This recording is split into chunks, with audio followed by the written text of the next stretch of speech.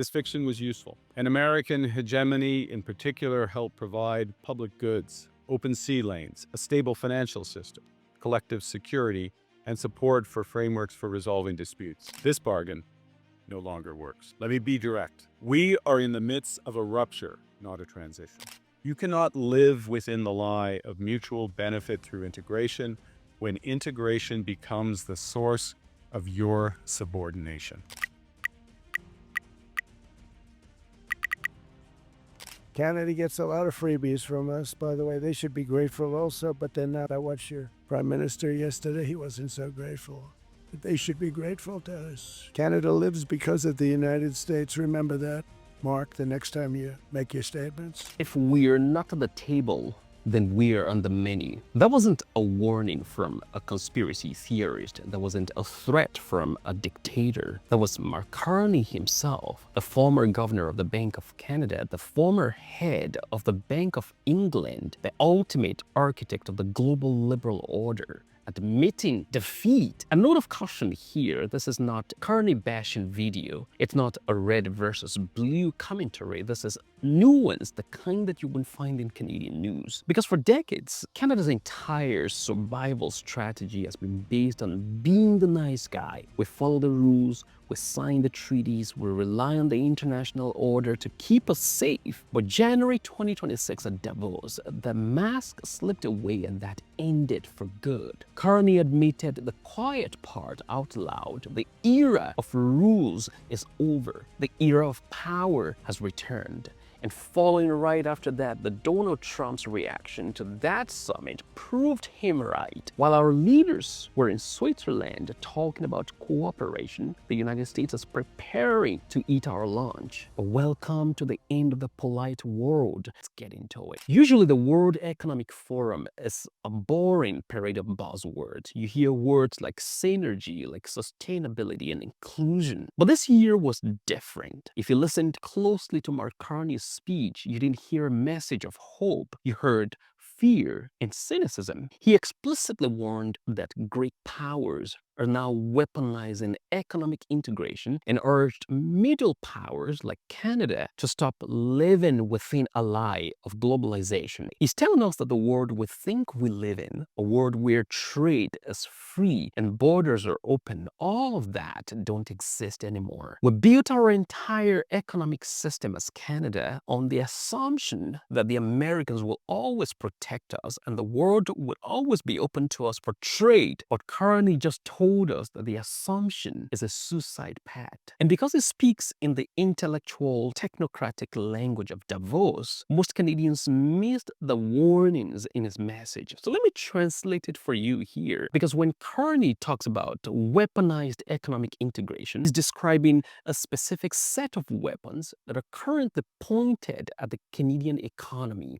Now let me break this down in three specific traps that Carney alluded to in his speech and what they mean for our livelihood as Canadians, for our homes, and even for our country. Weapon number one is the supply chain chokehold. Carney's concept here is that integration becomes the source for our subordination as a nation, meaning that we built our entire economy on the just-in-time model. We thought being integrated into the global market meant that we were efficient as a nation. But Carney admitted that in 2026, being integrated just means you're easy to strangle and be had for lunch. If the US, for instance, or China decides to cut off critical inputs, like in our pharmaceutical ingredients, or defense parts, or mining machineries, for instance, our economy doesn't just slow down, it slumps. We aren't a partner in the supply chain anymore. That's what he's talking about. We're a dependency. And in a war situation, dependencies get caught. Now, the second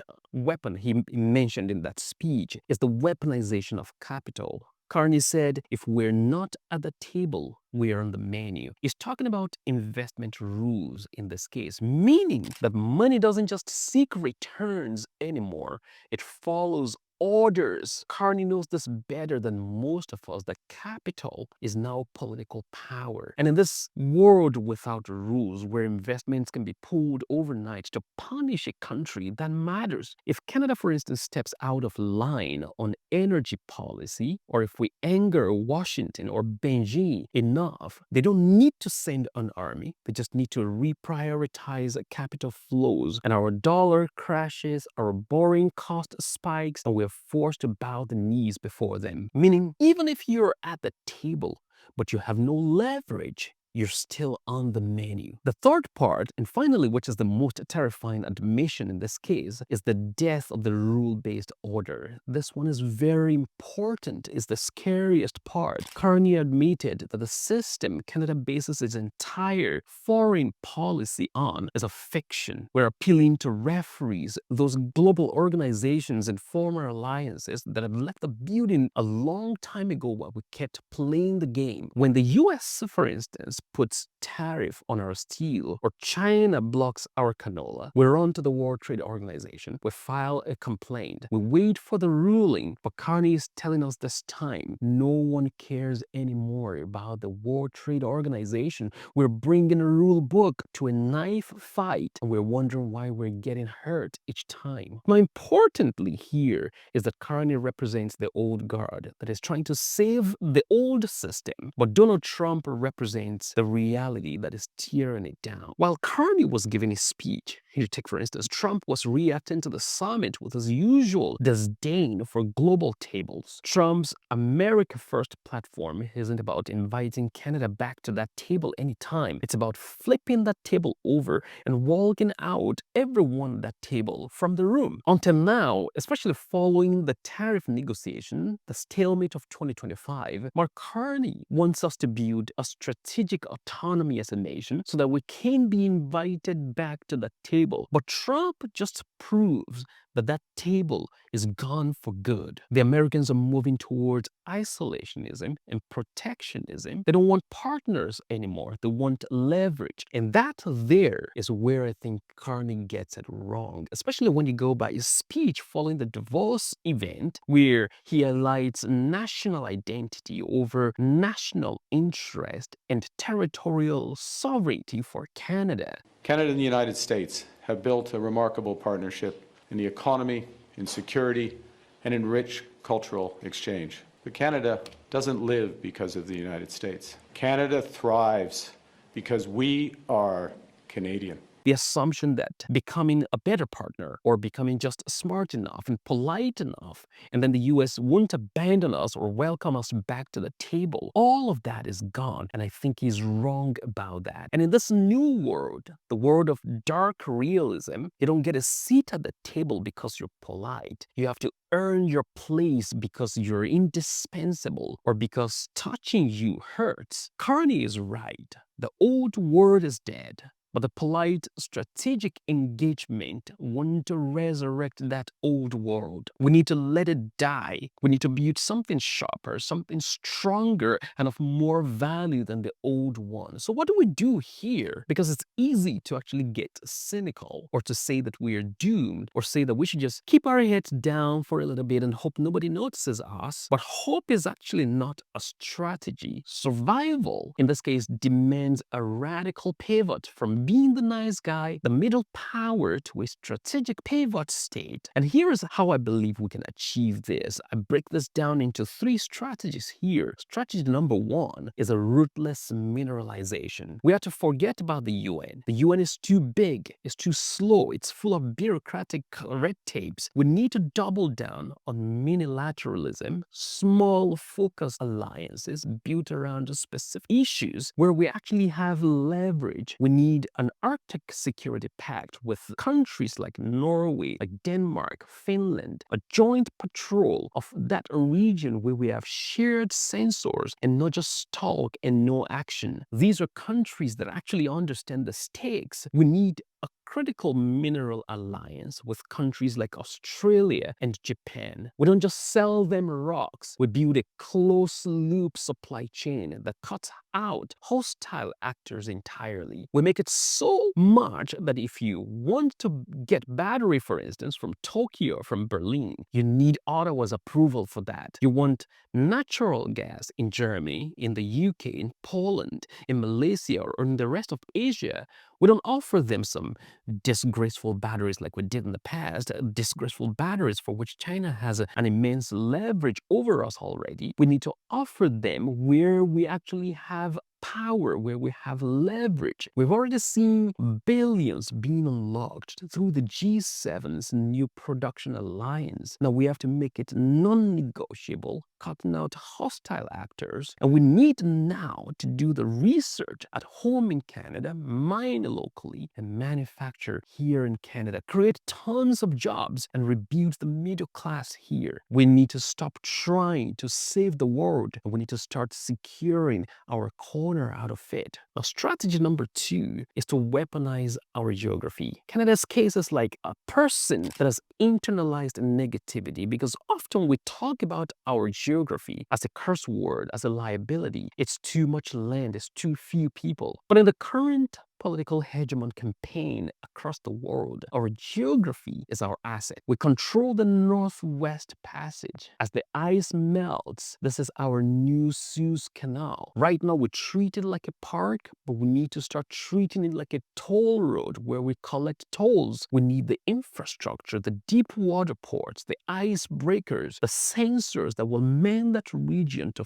physically control that space, to monitor even for incursion, not to fight a war, as it were, but to enforce sovereignty. Because in a lawless world, possession is 10/10 of the law. If you can't patrol it, you don't own it. It's not yours. The third strategy is the one I call the Porcupine defense. We will likely never have a military that can defeat a superpower. That might be fantasy. And I know about the past, I know the history, I know where we fought alongside the United States in the past, but that's not what I'm really talking about. The current Canada, with almost not a battle-ready army, will likely not be able to defeat a superpower. But we don't need to win to start with. We just need to be painful to touch. And this is what I mean by the Porcupine strategy. We need focused investment. We need cyberspace, cyber defense investment, drone technology, and submarines. Those are the areas where we need to put our investment. We need to make it so much that messing with Canada, whether it's an election interference, a cyber attack on our grid, or bullying in trade talks like we've had in the last 1 year, all of that would carry a stinging cost. But right now, the cost of bullying Canada is zero. That will have to change. And that brings me to the hardest part of this, which is not about ships or even trade deals anymore. It's about us. Because for this to work, Canadians have to change how we see ourselves. We have to stop being embarrassed about power. We have to stop thinking the national interest or the national identity